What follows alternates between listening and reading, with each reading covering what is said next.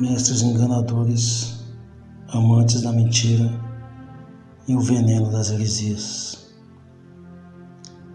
Em 1 Timóteo, capítulo 4, o apóstolo Paulo escreve que o Espírito Santo afirma expressamente, isto é, sem dúvidas, que nos últimos tempos alguns apostatarão da fé, por obedecerem a espíritos enganadores e a ensinos de demônios, pela hipocrisia dos que falam mentiras e que têm cauterizado a própria consciência. As falsas doutrinas têm um poder mais destrutivo que a perseguição, o veneno da serpente, que é a sedução através das heresias, é mais fatal que o rugido do leão. Esses falsos mestres enganadores seduzem multidões com o veneno das heresias, mas não será eles somente condenados ao inferno. Multidões que os idolatram e amam seus falsos ensinos e profecias, que não estão em concordância com as Escrituras, também serão condenadas, porque obedecem ao engano e ensino de demônios. Pois aonde se prega heresias, prega mentiras, e aonde há mentiras está o pai da mentira e seus espíritos enganadores, que são os próprios demônios. Muitos que estão presos a essas pregações místicas não se interessam em ouvir a verdade das Escrituras, pois buscam novidades, pregações futuras sobre sua vida e exaltação de seu ego. As pregações dos falsos mestres não falam de Cristo, pois o centro do seu culto é o homem. O veneno demoníaco desses ministros de Satanás é uma dependência de buscar a palavra, que negligencia as Escrituras, deixando-as de lado, se colocando como porta-vozes, mas não de Deus, mas porta-vozes daquele que quis o lugar de Deus, o pai da mentira. Vocês que andam com as Escrituras debaixo do braço, como um enfeite, é um disfarce. Vocês que leem algumas partes das Escrituras e a distorcem com palavras fingidas e promessas, usando o santo nome de Deus em vão, escutem o que está escrito em Apocalipse 22. Eu, a todo aquele que ouve as palavras da profecia deste livro, testifico: se alguém lhes fizer qualquer acréscimo, Deus lhes acrescentará os flagelos escritos neste livro.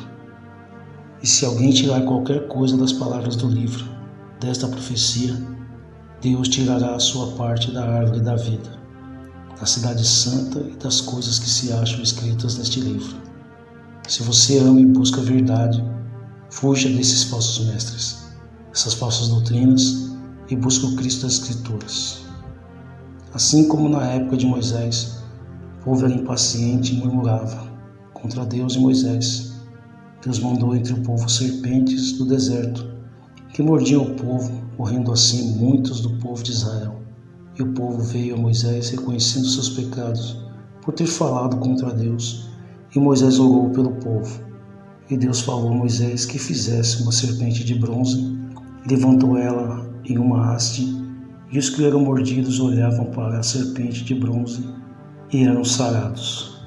A serpente de bronze foi uma alegoria simbólica, mas profética, do que Deus eternizou quando o seu Filho unigênito foi levantado na cruz.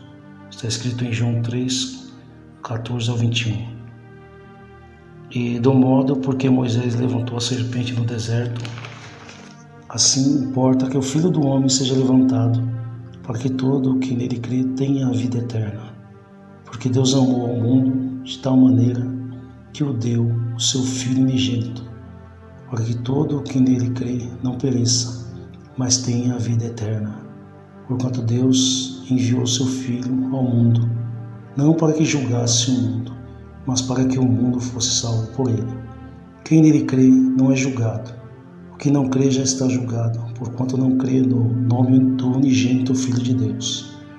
O julgamento é este, que a luz veio ao mundo, e os homens amaram mais as trevas do que a luz, porque as suas obras eram más.